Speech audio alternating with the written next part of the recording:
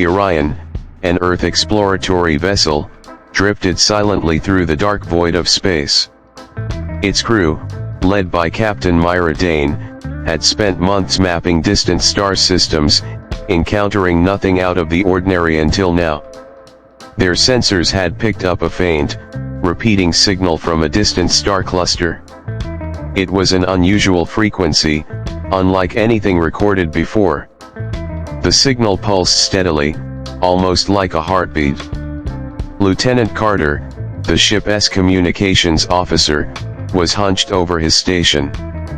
"Captain, the signal has an embedded pattern. It could be a message. Or a warning." His fingers tapped nervously on the control panel. Captain Mira's eyes narrowed. "Warning or not, we have to investigate. Plot a course." The ship adjusted its trajectory, and the journey began. As they approached the signal's source, a strange ship came into view. It floated just outside a dense asteroid belt, its design completely foreign. The hull was sleek and dark, with no visible windows or markings. Its surface was covered with swirling, bioluminescent patterns that pulsed in sync with the signal. "Scanning the vessel now," Carter said. "No signs of life.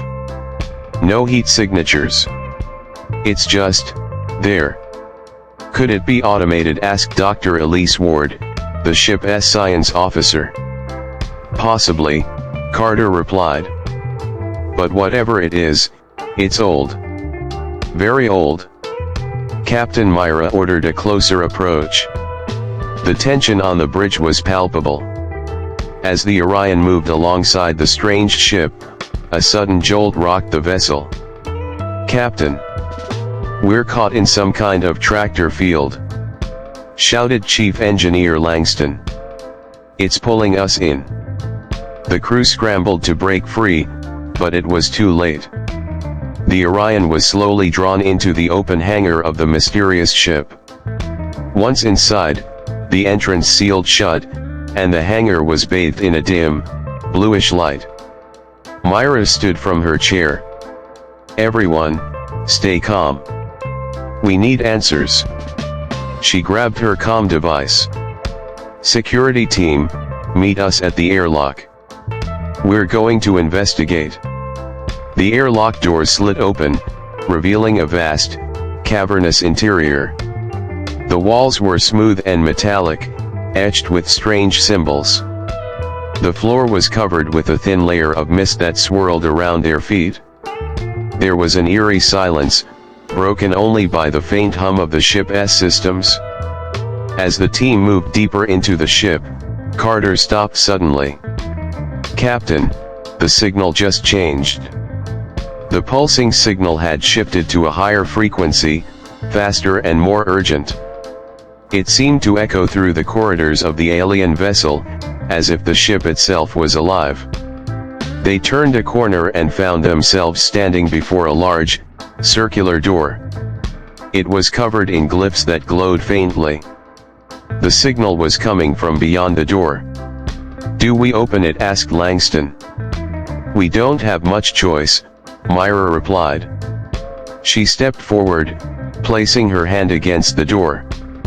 It felt warm to the touch, and the glyphs lit up in response. With a low rumble, the door slid open. Inside was a chamber filled with strange, crystalline structures that pulsed with energy. At the center of the room floated a large, translucent sphere. Suspended inside the sphere was a humanoid figure, tall, with elongated limbs and pale, luminescent skin. Its eyes were closed, and it remained motionless. Dr. Ward gasped. "It's in some kind of stasis."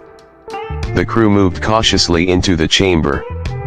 As they approached the sphere, the signal shifted once again. This time, it was a voice. "Help me." The voice was faint but unmistakable. The figure's eyes slowly opened, revealing deep, glowing blue irises. "Who are you?" Mira asked, her voice steady but filled with curiosity.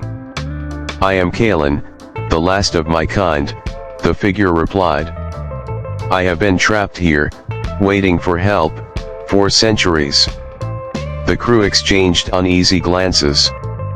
"What happened to your people?" Mira asked. Kalen's expression was sorrowful. "We were explorers, like you. We sought to expand our understanding of the universe. But we encountered something, a force that could not be controlled.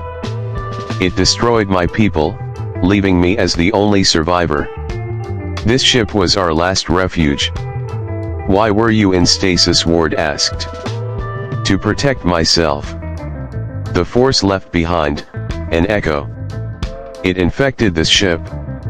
And now, it has awakened." Suddenly, the ship trembled violently. The crystalline structures began to glow brighter, and strange black tendrils emerged from the walls, writhing and pulsing with dark energy. "It's here," Kalen said urgently. "You must help me stop it. If it spreads, it will consume everything." Captain Mira's mind raced.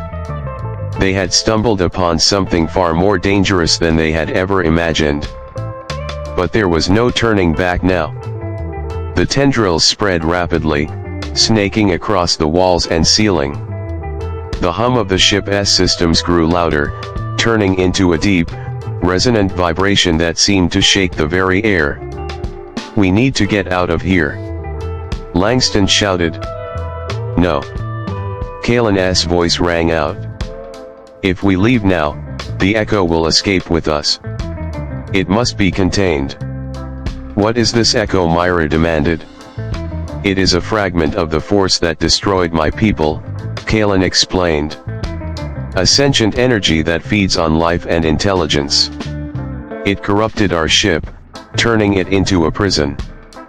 But now that you've arrived, it has found new life to consume." The black tendrils lunged toward the crew. Mira drew her sidearm and fired, but the energy blasts had no effect. The tendrils seemed to absorb the energy, growing larger with each shot. "We need another way," Mira shouted. "The core chamber," Kalen said. "Destroy it, and the echo will be neutralized. But it will be dangerous." Mira didn't hesitate. "Lead the way." The crew followed Kalen as he led them through the twisting corridors of the ship. The tendrils pursued them relentlessly, tearing through walls and floors. Several times, they barely escaped being ensnared. Finally, they reached the core chamber. At its center was a massive, pulsating crystal that radiated dark energy.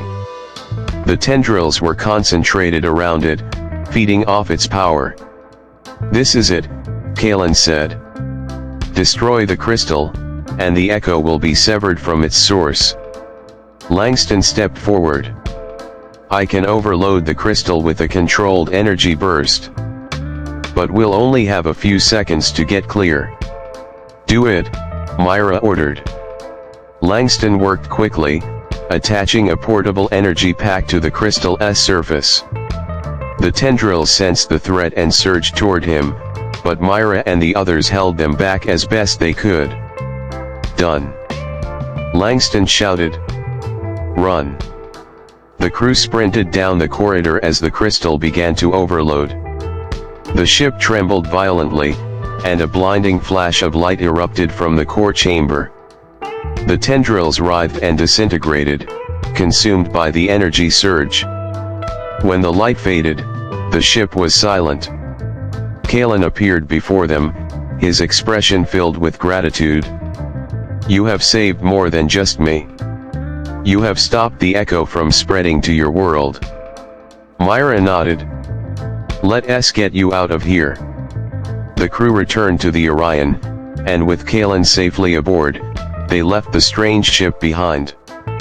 As they watched it disappear into the void, they knew their lives had been forever changed.